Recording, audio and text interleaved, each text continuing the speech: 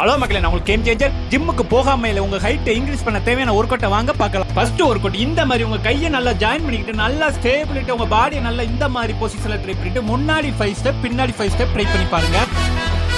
அடுத்து வர 3 ஒர்க் அவுட்டுமே உங்க பாடியை நல்லா ஹோல்ட் பண்ணி ஒரு 60 செகண்ட் கண்டினியூவா ரெஸ்ட் இல்லாம இதே மாதிரி கம்ப்ளீட் பண்ணிருங்க.